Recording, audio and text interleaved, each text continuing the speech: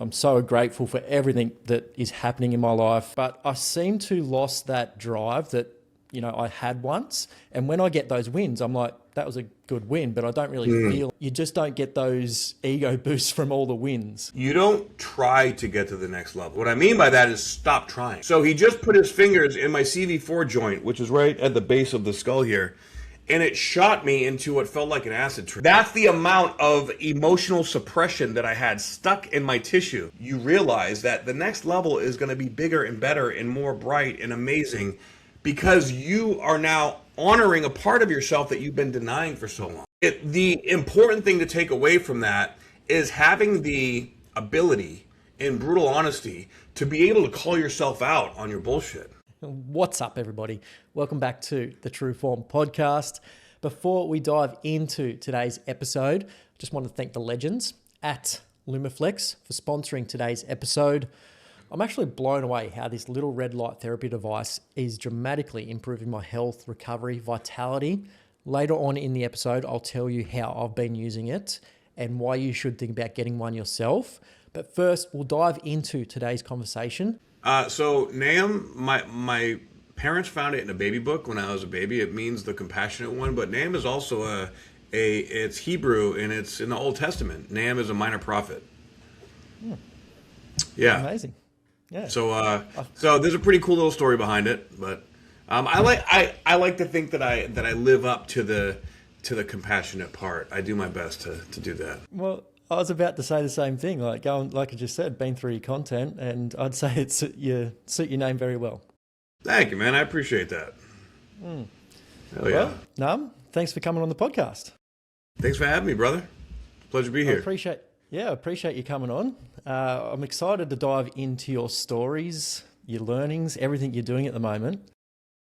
But I know that you obviously spend a lot of time in the gym working on your health, wellness, mindset.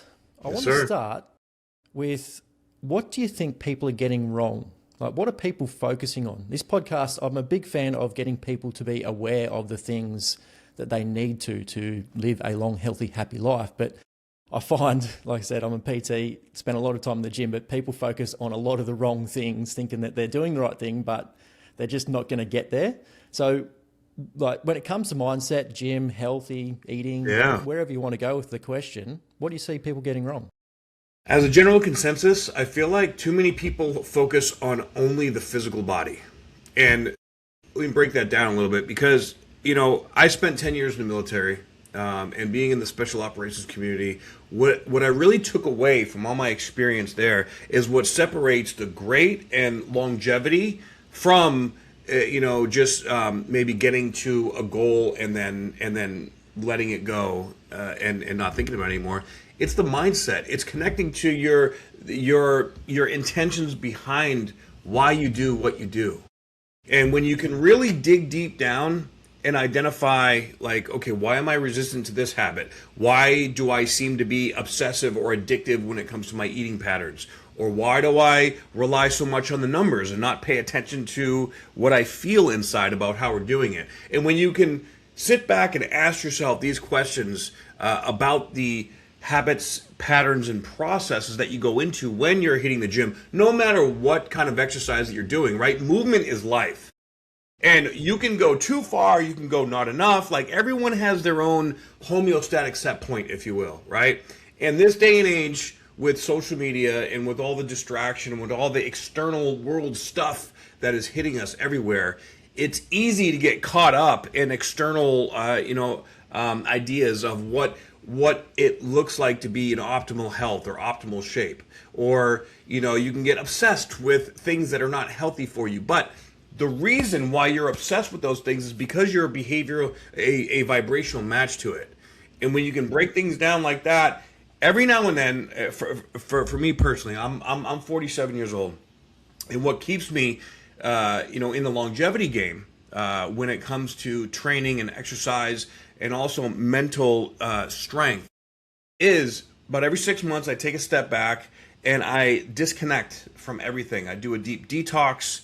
I do mostly meditation and reconnect within, because we have to have at least somewhat of a balance between contraction and expansion. right? And particularly with the bodybuilding world and like the fitness industry, way too much contraction, not enough expansion. But then you look at the yoga world, right?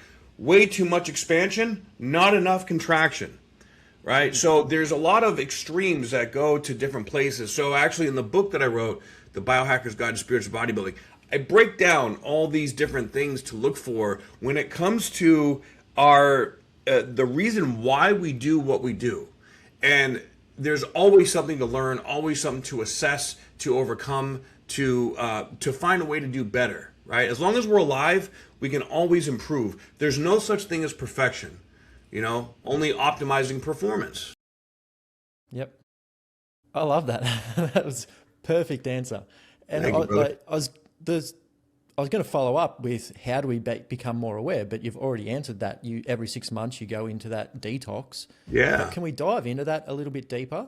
Sure. I think that's a big takeaway for a lot of people, and I think it's a great thing everybody should be doing.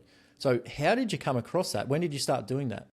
So for me, I competed heavily between 2009 and 2013.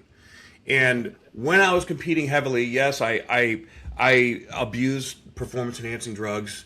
I was obsessed with getting my pro card. All I wanted to do was go pro, right? And in the process of doing that, I started to hurt myself. And through hurting myself, I hurt the people around me. And I sabotaged myself. So I had I guess you could say, fall from grace. After my last show, I was competing at the national level, trying to go pro, and everything that could have gone wrong did. And I went into like a bit of a identity crisis. So after that, I took a step back and I stopped bodybuilding. I actually just got more into like body work and working with plant medicine and whatnot. So I did about 4 or 5 years where I was just doing that. I didn't even work out or train, you know, for a while. Thank God, you know, I kept all the basic, you know, foundation. But I found my way back to fitness while I was doing a lot of work in the plant medicine community. And even, you know, I did yoga for a while, Pilates, like I tried everything out there. And I found that blending like fascial stretching with things like breathwork and biohacking techniques, combined with my love and passion for bodybuilding, allowed me to find that happy medium where I can sense if I'm going too far in something. For me, my natural tendency is to go too hard. I like to go, and I like to push, right? And then, you know, until something breaks. And a lot of people I know in the fitness industry are like that. I'm sure you see it a lot too, being a PT, right? So it's on us as our responsibility to ourselves to be able to step back, which is why I picked the 6 month time frame, right? So I'll go, you know, like I'll go super hard and I'll allow myself just to completely, you know, go full force into building and,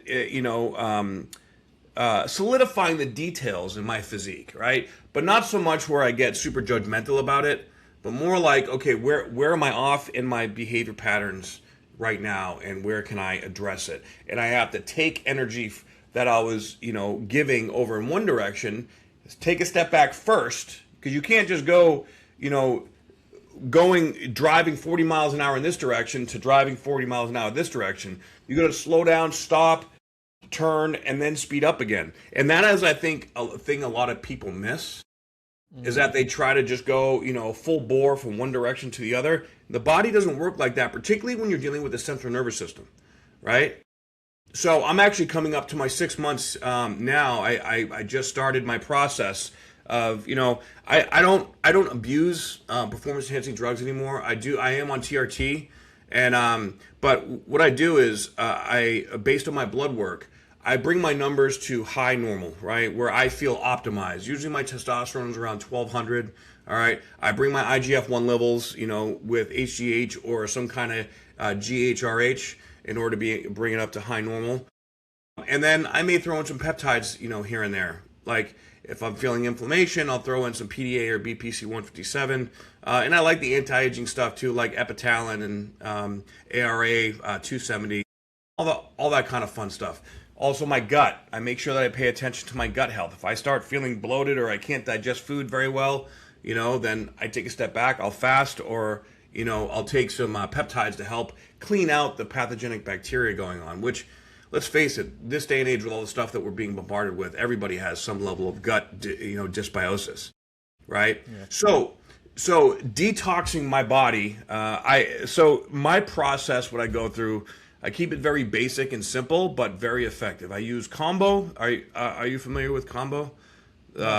It's a frog medicine that comes from South America. And Combo is known as a purgative, but it also clears your mind, right? So it's a really great process that cleans you out in your mind and your body. It gets rid of fungus, mold, yeast, bacteria, heavy metals, but more than that, it's like a sledgehammer to your central nervous system. So really, for me, it shows me just how much or how out of balance my central nervous system is. If I'm really stuck in fight or flight, right? Then and that is a direct correlation how busy your mind is. And sometimes we can't really see or notice it within ourselves if our mind is stuck on go, because you build up those patterns over time, right? So then after I do my usually 2 to 3 sessions of Combo, then I'll do 2 to 3 nights of ayahuasca. Are you familiar with ayahuasca? I am, yep. Okay, so I sit with that, and I combine that with breath work, with stretching, with going out into nature and just sitting with myself and really paying deep attention to if I'm naturally escaping in any way, right? Which, going into that space regardless takes all of your energy and all of your effort anyways. I've been doing it for so long, I serve myself. Yeah. I was going to say, that must be pretty intense for that few days or a week. Do you book that in? Like, have you got that blocked out so you know what's coming up? Like you're booking in a holiday or something like that? Yeah. I schedule it out so that I have 0 other responsibilities. Right? And so I can fully immerse myself in that experience. Yeah. So what's it look like coming out the other side then? So normally during that time, I do a lot of introspection, identify where I've been off, and then I also get information, clarity on where my next chapter is going. So I will create a structure for the next 6 months, right? So I do an overview. This is going to shift. I'm going to shift my focus onto, doing A, B, and C in this next 6 months, and then for the first month, I will work myself back into the gym, but I will maintain doing breath work, once, twice a week, or I'll add in things to help make sure that I don't fall back into the same unconscious behavior patterns that I did before. Because then once I go, it's like, right? And now all my focus is on, like, I can get a little bit of tunnel vision. And so everybody has their own things and ways that they get in their own way, right? And we can't always see it, with ourselves. So it's also good to surround yourself with people that will hold you accountable and help you see these, which I'm grateful that I do have. The closest people in my life also will call me out my shit and, make sure, and then that'll make me ask questions about myself too. So having all these safeguards in place, make sure that, I don't run red until I run out, if that makes sense. It does. Right. And yeah, I think that's a great tip for everybody. Like, even if you just do half that every quarter or 3 months, whatever you want to do. Yeah. I mean, you could go for a hike once a week and do 10 minutes of breath work. If that, I'm kind of an extreme guy. I'm an extreme case. So I go all balls to the wall out on everything that I do, but that's not necessarily how everybody, needs to be.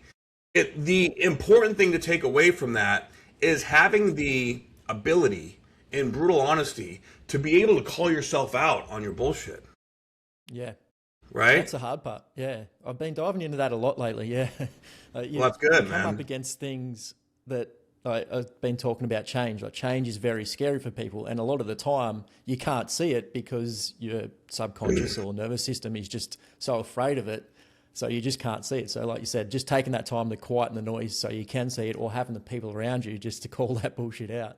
Yeah, and even to add to that, a lot of times what people will do, what I see when I'm coaching people, is that they will attach to validation or verification for what they want an outcome to be, right? So we have to really look for those attachments. If you've been working at something for a while, like, I'm a big believer that we all have a purpose, right? We just get sidetracked from that purpose. From the world likes to keep us from living that. So we all have a purpose, but if you have a belief like lack of money, right? You have to work the 9-to-5 job in order to be able to pay the bills, to be a provider, all these belief systems that go behind that. Or if you have a belief you don't have enough time, or whatever the self-limiting belief is, those are the real dream killers. Those are the real things that keep us in this loop of sabotaging. I do believe that there is something going on in humanity right now that is shifting, fundamentally shifting, that now all of our junk is right in our face. And it's affecting us in very visceral ways, and we cannot avoid it anymore. There is no more avoiding it. It's whether we choose to still be stubborn and repeat that loop and keep staying in our way, or if we choose to realize, whoa, okay, this is getting bad enough. All right, I don't want to deal with any more health issues or any more relationship drama or any more chaos. It's like our ability to live in chaos is reducing more and more and more, which I think is a good thing. But so many people don't even know what it is like to live in peace. Right? Yeah, 100% agree. I've had these little red lights, the 𝗪𝗪𝗡 Body Pro, for a few weeks now, and it goes with me everywhere, and it goes on me everywhere. I love putting this on my belly in the morning just to help my digestion get rolling. Any little niggles I've had from training the day before goes on there, a few rounds, and I'm ready to jump back into the gym. It's absolutely crazy how fast you can feel the effects of this red light therapy device. It comes with these amazing little straps that you can literally strap it to any part of your body, joints, limbs, anywhere. So anywhere you need a little bit extra recovery, it can do that. A couple of rounds of the red lights and you are good to go. And you can get access to 𝗪𝗪𝗡 Academy, where you can actually start learning about the benefits of red light therapy and how to use it properly so you can actually see the benefits in your body as well. So check out the link, 𝗪𝗪𝗡.com.au, use the code TRUEFORM and get 10% off your 𝗪𝗪𝗡 products. So let's stay on that identity piece. Yeah. Again, this is a big topic that I've been trying to dive into with a lot of guests, and I think you're the perfect guest to do it. Thank you. I'll go on a little bit of a tangent and then I'll bring it back to a question for you. Yeah, bring it, bro. Especially in the health and fitness industry, people identify. They find a lot of success as a certain person that follows a diet. Like, say they follow the carnivore diet, they get a lot of success. Then a lot of fame comes from that, followers, likes, all that sort of thing, and they identify that person. Yeah. But they're so resistant to changing because they've had that success. Even if it's causing them damage, like mentally, health, like in their health, and they just won't change because of that identity, and that's what people see them as. So they're so resistant to change. Yeah. So I'm going to bring this back to you and your story. Like, a lot of people are so, like I just said, scared of changing, but it's not really stopping and starting. It's evolving into the next thing, So you've been in the military, bodybuilder, healer, and an author now, and going through your content, you can see the transition. It's not like you're stopping and starting again. I can see the things that you're bringing into the next one. Like, from the military, you've brought that discipline into your training, and then from the training into the healing. And then, like, I can tell that you're a healer because the content and the way you say it comes from a place of wanting to help people. And now you're an author, and I can tell because of the storytelling. Like, you're very good at telling a story. So it's like all these transitions that you've gone through have gone into the next step. But a lot of people see it as, oh, you stopped and you were a bodybuilder, then you stopped that, then you were a healer. It's not, and then it's evolved. Just just bring that up because maybe you could go through your story and just bring patterns through that you've learnt, that you've carried on into the next step. And then I think it's just a good example to say that it's not stopping and starting, and you don't have to not identify as that last person. You're just evolving into the next person. Yeah, I think the trouble that people have when they're actually going through the transition, because everybody's going to go through some transition at some point in their life, it's the feeling like you're starting over. You feel like a failure, you failed at something, right? And then you have to go through the process of grieving and of, like, sadness or loneliness or whatever emotion that it comes up. And I allocate this to the hero's journey, right? I feel like I've lived 5 lifetimes in this life. Like you said, each chapter There's been an apex, there's been a fall, then there's been a learning period, then there's been an adaptation period to trying to reintegrate and bring that stuff back in. For me personally, I attribute a lot to having faith. Having faith is a big part of it. When I was younger, this process for me really started when I went to Iraq, when I was about 29 years old, and I was a brand new, fresh out of school EOD team leader. And I was, I did great in school. I graduated top of my class, 97.1 GPA. And when I went to Iraq and I ran my first mission and I was holding an IED up in my hand, right? That hit me in a way that I could never have anticipated, because the feeling, like when I went through school, right? I knew I wasn't going to die. There were safeguards in place where I was never worried about that. So that feeling never hit me. But when I went and ran my very first mission, that feeling hit me like it was overwhelming. Mm. And so I remember when I was sitting there and I was holding up that IED, I froze. And the way that I froze, it shocked my system. And suddenly I didn't know who I was anymore. Suddenly I felt like I'm not supposed to be here. This isn't what I'm meant to be doing for my life. This is like, I'm like started being terrified, petrified of death. And I got consumed by it. So I went through about a 1.5 year period of time of hell. It was because I was still in Iraq. It's not like I could leave, right? So I was still in Iraq for about another year. And in that time, like, I got diagnosed with PTSD, and I was depressed. They got put me on medication, and, lost a bunch of friends. I got investigated, lost some rank, like all kinds of bad stuff happened. And I go deeper into that in my book. But it wasn't until I got back and I was in a new unit and I was getting ready to be, go through the med board process and get out of the military. So when I was there, I was around all these new people that had similar situations to me. And I decided, I want to because I hadn't lifted weights in like that whole year while I was going through that. So I decided I'm going to get back in the gym. I'm going to get back to training. They put me on a lot of medications, 16 different medications at once, at one point, and I was just a shell of myself. So I was in a desperate state, and I just got off everything. Right? I know it's dangerous, but this is like almost 20 years ago. So I got off everything, and I actually just started taking testosterone, and I just started hitting the gym, and like within a week after doing that, I felt like me again. I started feeling like, yes, this is something that gives me control over myself. This is something that I feel confident in, that I'm very good at, that I understand what's going on. And that just gave me a tether to grounding myself into this new chapter of my life. So as I went forward with that, right, like it gave me more and more courage. It gave me more confidence.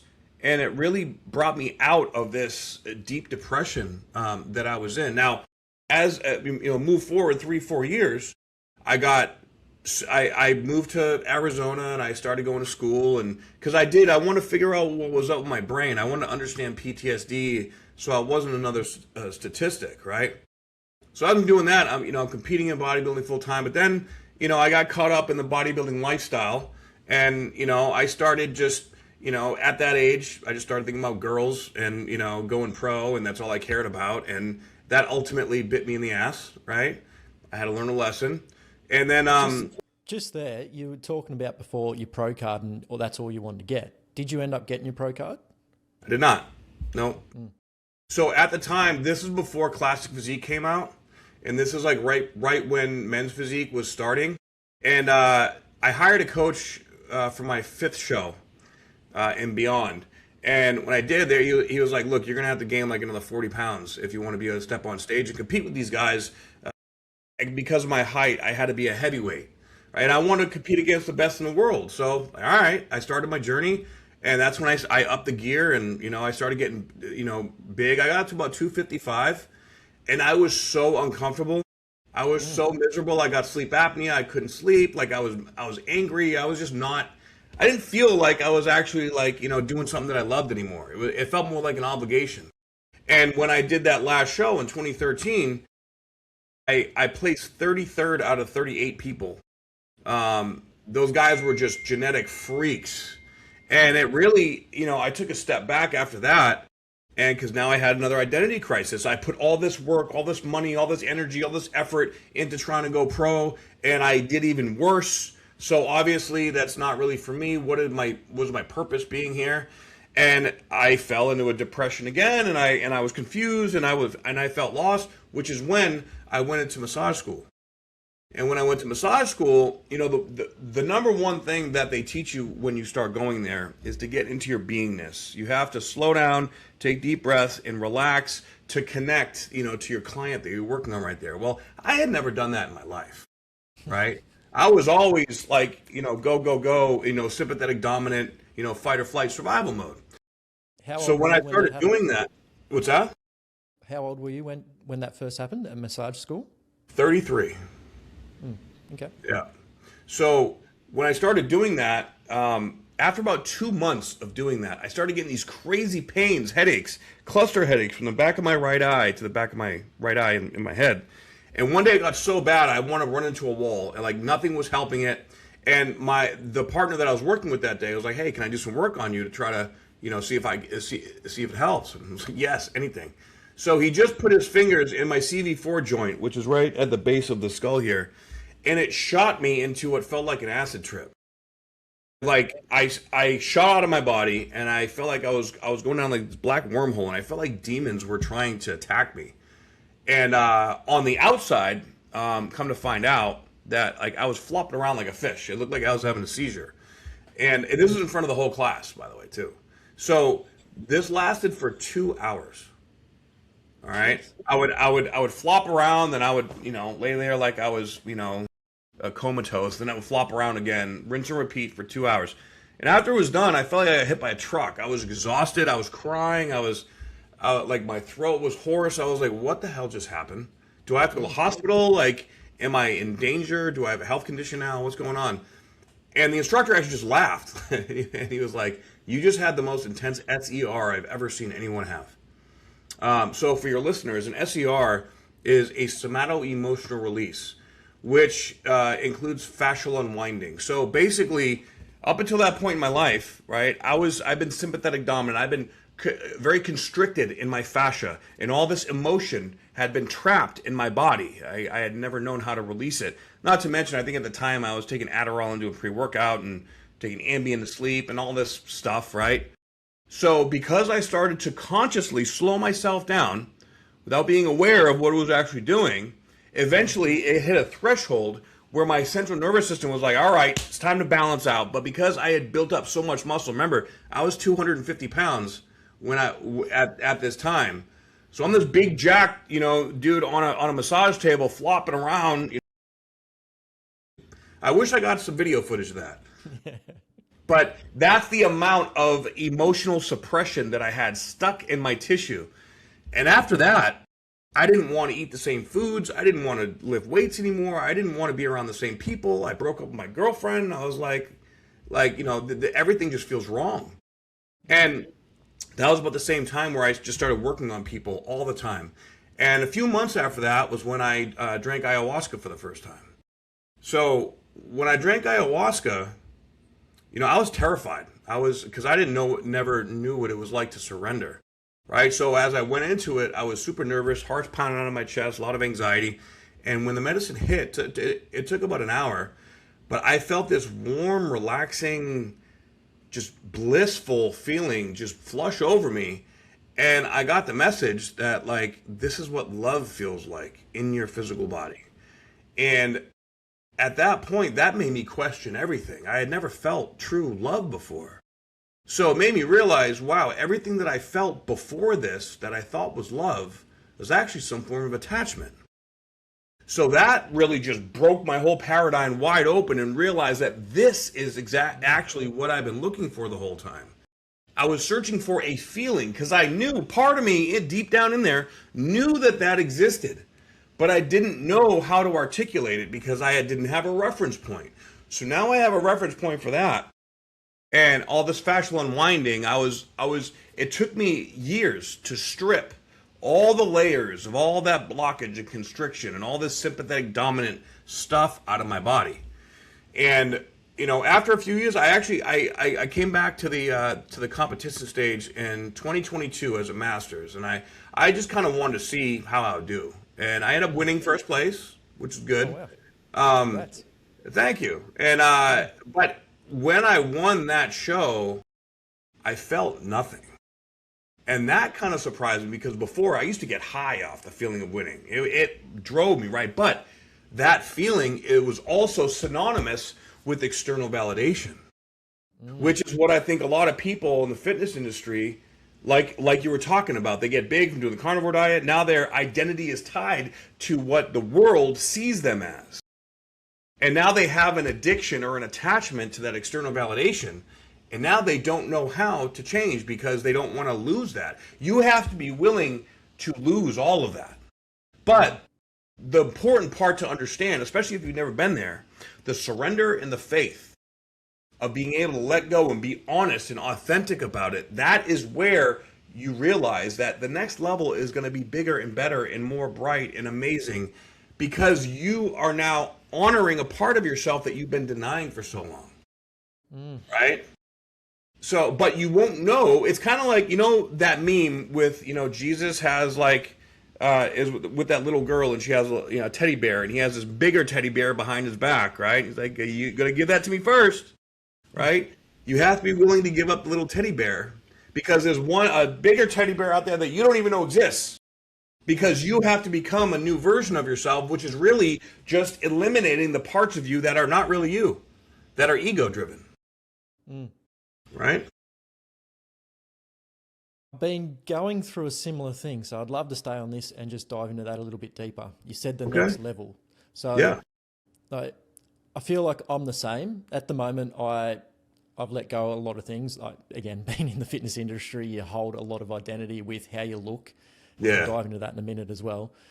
Again, you try and... I was in the CrossFit and I guess the performance side of things rather than the looks, and just trying to be better and better and better, trying to break my body to get better and better and better, until I just literally couldn't walk anymore.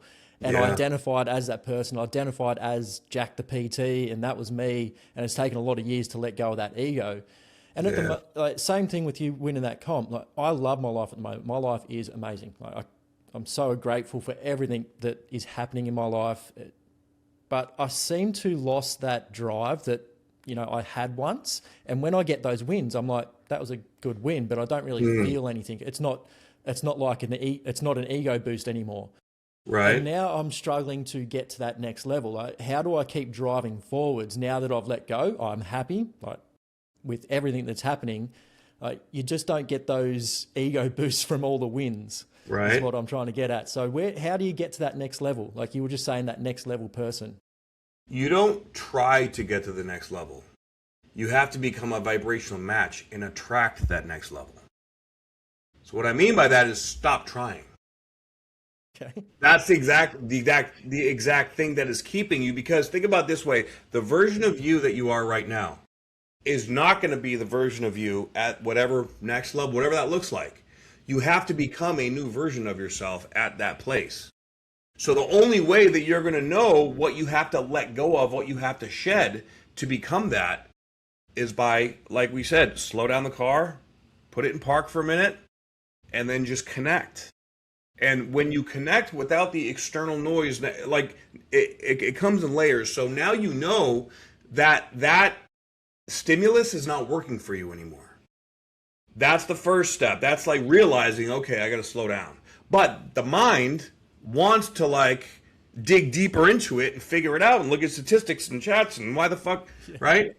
So we have to interrupt that part of our mind and step back. And the stepping back is the most uncomfortable part of the whole process, right? It's easy to say to do it, but just like for me, when I go into this detoxification process, I lose some size. I don't get a pump anymore, right? I gotta sit with what feels like skinny, fat, flabby, right? I catch myself sometimes, wanting to just go get a little pump or go, do something or take something to be able to just reinvigorate that feeling. But when I feel that, I have safeguards in place where I go do something else.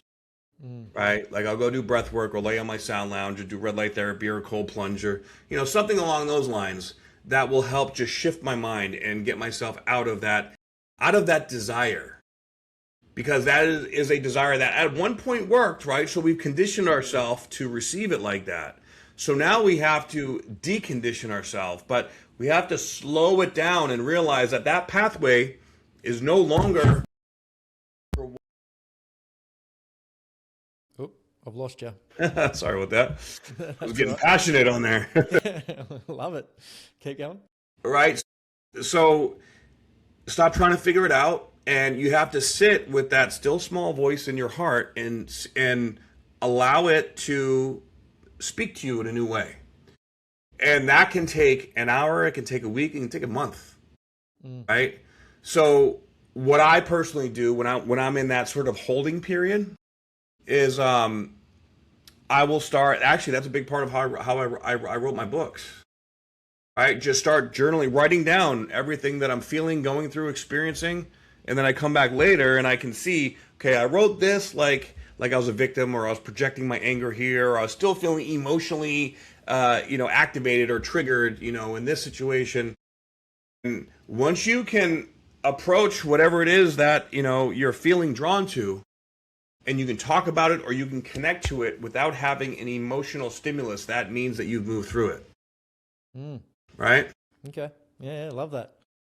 I've got a bit. And then you'll find, man, and this also comes with faith too, that you'll find when you least expect it, absolutely not thinking anything of it, you're in your flow, you've accepted everything, then bam, suddenly the information comes in. You're like, whoa, that was so simple, right? It was like it was right in front of your face the whole time, but you were looking in the periphery everywhere else, and it was just sitting right here the whole time.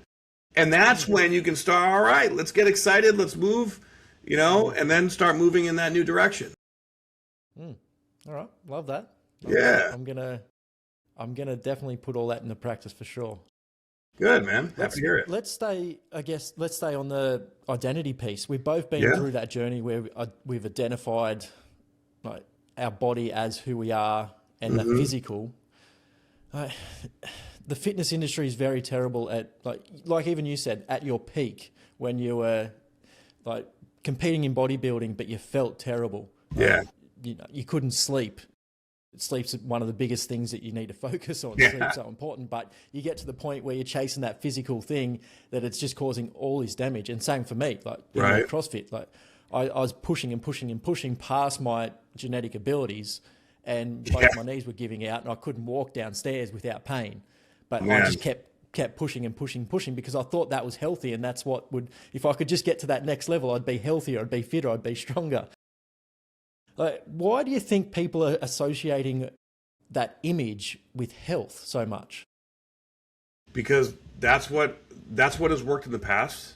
That's how our neural pathways, we've disciplined ourselves to that degree where it's automatic. Because we have the association of we take this action and it gets this result. Well, now it's confusing because we're taking this action and it's not providing the same result. Let's go. Come on. And we'll keep banging our head against the wall because of that that conditioning that at one time was incredibly helpful and made us a better version of ourselves. Right? So it takes, and I have friends in the bodybuilding industry that have died, because they will go so hard and so intensely into that place that they literally kill their bodies, right? Which is scary, man. Yeah. It's so we have to stop being so stubborn.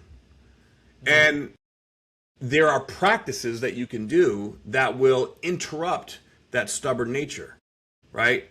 And that's why the emergence of this biohacking world is so massive and so important, right? Like if you think about it, Navy SEALs have been doing cold plunging techniques for like 60 years, right? Now, just in the last 15, 20 years, really getting a lot of recognition in the last like 10 years, we have the science behind it to understand why it has such a positive benefit. And now more and more people are adopting it, but in a more controlled environment, right?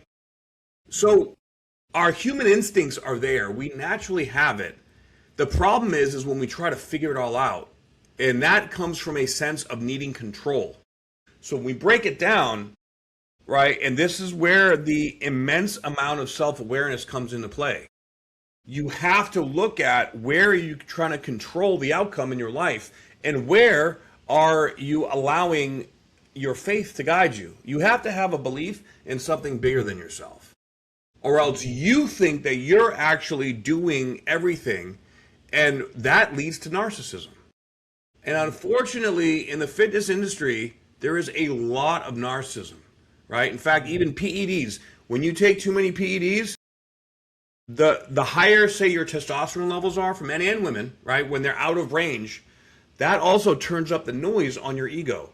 It gets you more in your mind, and it turns up the likelihood that you're going to be narcissistic and turn down the empathy signaling in your consciousness.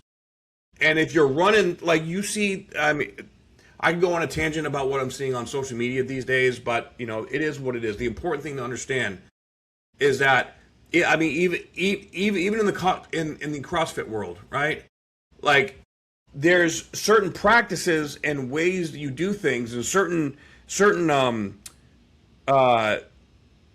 habits and like certain diets and certain ways that you train, that, and when you're around the same people all the time doing that, right, like, it's reinforced by everyone, right? And a lot of people, like, you know, just suck it up. I cannot tell you how many injuries I've seen in the CrossFit world, man. It's, you guys are like a orthopedic surgeon's wet dream, right? Bodybuilding is not too far behind that, but it's the constant reinforcement as well. It's your environment, what and who you surround yourself with. So you also have to take that into strong consideration, especially if you're around people that you really admire. Say, like, you know, you have a coach or you're training with people that have won world championships and they're at the top of their game, and you want to be there too, and you're just a step or two behind. Hey, maybe they were destined or made to be at that place, and maybe you're not. Maybe you're meant to be a coach for those people. Get in their head, you know, like, you may have a different gift or a different ability that's not directly in alignment, but it's close enough to where you can be confused by it, right? And you have to look at the results of what's going on in your actual life to be able to really get a solid idea of what that is. But the big part of that is, again, pulling yourself away from the environment to being only in your own space. That is when your intuition and your heart is the clearest.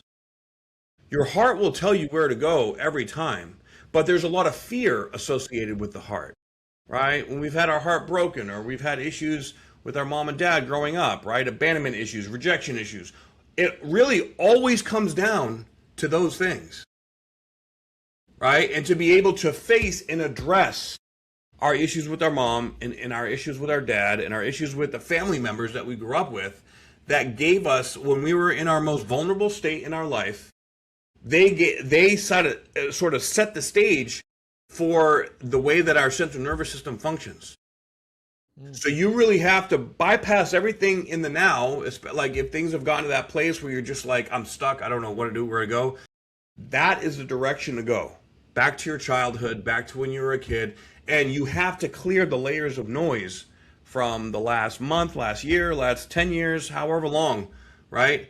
And it'll tell you, like, look at your relationship with your significant other, right? That is going to tell you a massive amount. Are you happy or not happy? Are you just playing the game of perception, or are you really being, you know, the best provider, the best version of yourself? Can you have difficult conversations and not get triggered, right? Like, are you raising your children, you know, like, you know, in a good, healthy way, or are you repeating the behavior patterns of your parents? And none of these are easy, direct questions, right? Like, you really, really have to go into that immersive space, which is why, you know, I'm a pretty stubborn dude. So I gotta go way deep. I gotta go all the way, right? And that, for me, is what gives me the clarity that I need to be able to keep myself consistent. So we're touching on biohacking, and for those, like, when I say the word biohacking, what comes up? What comes to your mind? Biohacking is any modality, thing, or even substance that will assist the body in optimizing its homeostasis, right? So bringing the body back into proper alignment. Yeah. So why I asked that question, because we just talked about understanding ourselves, peeling back all those layers so we can be who we want and live that life we want. But we also want to look into the future and make sure that we're doing all the right things so we live a long life, but also have a body and a mind that sustains that long life as well. There's not much point living to 70 or 80 and then just not being able to move for 10 years, like stuck in a bed. So that's why I think biohacking comes in. But how can we get, I find a lot of people are just in the now. They're just doing everything now to get the looks now, health now, whatever they're doing, but they don't really look forwards. And I think biohacking is a good thing to sort of change your mind, because a lot of these things, they're not going to give you the now benefits. You're doing these red light therapies, cold plunges, all this sort of stuff. It does make you feel good at the time, but it's going to help the future you. But how do we get people to think about their future self? So this is where diagnostics comes into play. So for me, before I start working with anyone, I make sure that I go through a very thorough diagnostic process and protocol in order to identify all these different layers and levels of imbalances, right? So when we because you're right, you can do red light therapy every day or cold plunges every day, but why? What is out of balance that's providing a purpose for to bring it back in alignment? You can still do biohacking from an egoic, place, and it won't give you the same kind of results. So having that clear, structured process to identifying what's out of balance and what kind of cognitive dissonance is associated with that imbalance. Because really, if you think about it this way, whenever there is a dis-ease in the body, right? Dis-ease is just absence of ease. And when is a human being in their most ease-like state? It's when the mind and the heart are in coherence. Okay? When the mind and the heart are in coherence, we're getting the signals that are aligned to the highest version of ourselves. So you desire to eat the foods that are good for you. You're a vibrational match to the people that you want to talk to that are going to be good for you. You have a deep honesty with yourself about how if you go over in this direction, then that's going to give you chaos and drama, and you don't want that. You become allergic to things that are bad for you. So in order to be able to optimize longevity, if you want to get real bare bones and down to the core of it, right? Heart, mind, coherence, and faith.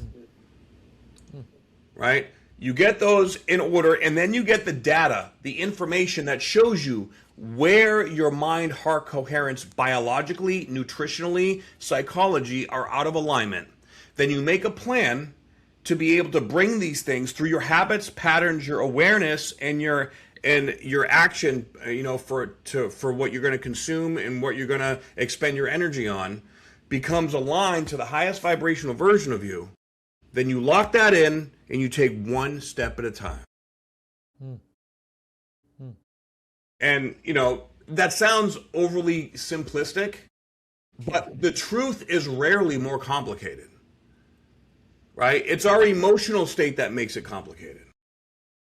We'll get back to today's episode shortly, but first, are you somebody that works out regularly, sleeps the right amount, eats all the healthy food, but you still feel like you're not getting the results you deserve? It's not some crazy workout routine, fancy new supplement, or restrictive diet that is missing in your life. The thing that is missing that will help you find your true form and finally get those results that you deserve is me. Yes, me. I've been a personal trainer for about 15 years now, coming up on 300 podcast episodes where I've interviewed athletes, coaches, doctors, authors, high performers, and a bunch of other people, which means I know what we need to work on to find your true form and finally get those results you deserve. One of the biggest things I've realized over the last 15 years and 300 podcast episodes is that there's not one thing that is going to help you get those results. Finding your true form is very individualized, and when we work together, we work on your mind, body, and your identity, which means you're going to follow a workout program that I design around your goals, your abilities, and your lifestyle. We're going to make sure that you're eating all the right foods and not the foods that you see on social media that you think you should be eating. We find out what works for you, And obviously you're going to be following all those good sleeping habits. But we're also going to work on your identity. And their identity is a big part that a lot of people are missing and is why they feel like they're not getting the results they deserve. So if you are somebody that wants to finally get those results you deserve and start living a life that is true to you, hit the link in the description. I would love to work with you and help you get there. Let's get back to the episode. It's sort of what I wanted to follow up with. So yeah, being a PT, it's easy to get data on how people move, their stats in the gym, you can get their blood work done. So the physical is easy to understand and what we need to improve. So what do you do with the mental side of things? How do we figure that out I think I know where you're going to go with this, but we've already answered it. But are there any questions that you would ask clients that would just get them in that mental state to go, oh, okay, we need to work on this? Or is there a process for the mental data that we can gather? So this is where I customize things for each person I work with, because in that sense, everyone's a little bit different. But also, you have to meet someone where they're at, and you have to understand their own belief systems, right? Because if you try to say like, okay, I want you to connect to source, right? And they're a Christian. Well, they're going to be like, you're a fucking weirdo, right? So I'm going to talk like I'm a Christian, right? And I do believe in Jesus Christ. So I just understand how different people have different trigger words and different understandings of how to receive the information. Now, depending on where someone's at, for me, the way that I've worked for so long, I can see how someone moves in, say, 15, 20 minutes. I can do a little bit of body work on them. I can just have a regular conversation, and I can see where they're stuck, where they're getting in their own way, and then I just got to kind of ask questions for a little while to identify their starting point, where to meet them where they're at, so that we can take one step at a time. Because really, this is the missing link, I feel like, to the entire, how someone gets better at life. It's correlating the emotional with the physical imbalances. A lot of people don't think about that. Not to mention that we are also bombarded with toxins and impurities and EMF and all kinds of crap out there in the world, which is trying to keep us out of alignment, right? So that's where, like, even let's say your diet's been great and perfect, but you still can't lose that last couple pounds. Well, typically, if we're holding on to weight or like visceral fat, that, emotionally speaking, is a fear of being seen or a fear of being connected to God. Right? Now, if we're holding on to it, then we're going to have these safeguards in place, or we're going to be so stressed out in our mind that we're pissing out cortisol and it's not stopping, right? So there's a certain layer of sympathetic dominance. So we have to address whatever is causing that cortisol spike, right? To be able to, intention number one, learn how to get back into deep and REM sleep. Optimize that sleep. And then once you start getting better sleep, your body's going to relax. Then we can identify the foods that maybe aren't being, best for you. And then we're going to identify where this discomfort is going to be hitting you when you do start to get leaner, because it will happen. Right? Just touch on that, the discomfort when you get leaner. What do you mean by that? And what will people feel? Well, again, this is a little bit different for everyone, but a lot of times, and I've been here myself too. When I went to compete in my show after I had about 7 years off, I got so lean so fast, I got freaked out. I got nervous, and I started, that was after 7 years of doing a lot of work on myself and connecting to my faith and understanding all these things. And I noticed that I started to crave either eating an extra meal or more carbs, right, or a little more sugar, and then I started having a difficult time sleeping myself. So I started implementing. I would do 30 minutes of vibroacoustic therapy and practice a little bit of breath work, and then I also started taking like super high dose melatonin. That seemed to work for me. All right. Again, though, dialing it down and dialing it into everybody's different way that they process emotional energy. Now, this can come through connecting intuitively. This can come through just getting into deep, random conversations about life. Sometimes you might have to sit there for an extra half an hour, be Be like, tell me what's going on, And you'll see when people talk and they get uncomfortable, they'll start playing with their hands, or they'll start getting fidgety, or they can't look at you straight in the eye, right? Then you hone in on those and you kind of bring it back to like, all right, well, let's get back to this topic again. This time, let's go for a walk and talk. You shift the state of being, right? And then you can pull it out slowly but surely. You just, when you've gone through it yourself, at least for me, that's most of the things that I can see. It's because I've gone through it myself, and I can feel when it's happening. But everybody has their own. Like, I know other people that are much more analytical, and they just get it and figure it out. Or like NLP techniques, right? If you learn neuro-linguistic programming, right? There are ways that you can trick the mind into different behaviors. So it just, whatever resonates with you, how you can adopt these things. And with that grin on your face, I think you're already getting some ideas. So that's a good thing. Definitely. And like I said at the start, like that healing, like you call yourself a healer, it comes through because all those little cues of people like fidgeting or not looking in your eye, like that's hard to pick up. Like, a lot of people don't pick that up, and it takes a certain kind of coach to understand that and pick that up. Where I was going with the like getting leaner thing, like, people, like when their body starts to change for the better, like we were just talking about health and all that sort of stuff, but like say they start dropping pounds, they looking better. It's hard sometimes because people are seeing not who they think they are in the mirror, and they still identify with that previous self, and it's hard for them to change into that new self because they just don't understand what they're actually seeing in their body. Right. And that actually brings up a really important point with this new world of GLPs out there, right? Because GLPs, it's going to trick your body into burning more calories and getting lean. But you see that if you don't do the inner work to bring your identity up into that leaner version of you, then you're going to do something to sabotage it, or you're not going to eat really super healthy and you're going to malnourish yourself and you're going to look smaller but sickly, or you're going to gain all the weight back right after you get off, right? It's once the natural signaling comes back, you're like, yay, I have some wiggle room. Now I can go play. And then they just go batshit, and then they actually gain more weight than they did before.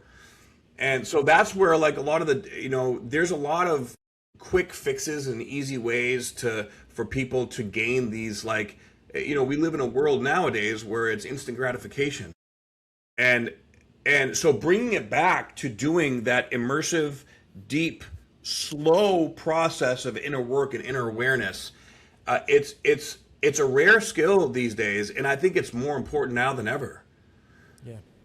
Right? 100% agree, like especially with those JLP-1s. I've got a lot of clients that use it. I think it's a useful tool, but like you said, people need to, I think people need to work with a coach to be asking those questions. Yeah. And that's the first question I ask, like, why are you going to be taking this? And then see where the conversation goes. But yeah, if you just take it just because you think that's going to give you the results that you think you want, you'll end up looking in the mirror and go, well, that's not who I am, and then start doing those old habits as soon as you stop doing it. Right. Just like someone that wins the lottery, right? Someone wins the lottery typically ends up being broke 2 to 3 years down the line, or they end up going to prison for something like crazy because they still are thinking or have the energy like they're a poor person. Right? So, and this is a lot of what the military really taught me. It's put in the work, do the hard stuff now, and that way when the good stuff comes, you know how to sustain it, right? With health, with money, with love and relationships, with anything that you do in life. Nothing that comes easy is ever really worth much. What really has depth and meaning is because you had to work for it, and you became a new person that knows that they're worthy of this, whether it's a physical body, whether it's being wealthy, whether it's having the love of their life, right? Like, because you're no longer a vibrational match to the chaos or to the extra weight or to, being broke. It's a mindset, and that mindset is a vibrational frequency that has to be dealt with and identified. I will say, I feel like the health and wellness community, or the biohacking community, whatever, is becoming the new healthcare system. And with that, the future of this system is actually rooted in frequency and vibration. Because when you heal at the frequency level, that's the root. So if you go to the root and then you work on the mind, body, and spirit all at the same time, that's how true transformation and true change happens. 100% agree.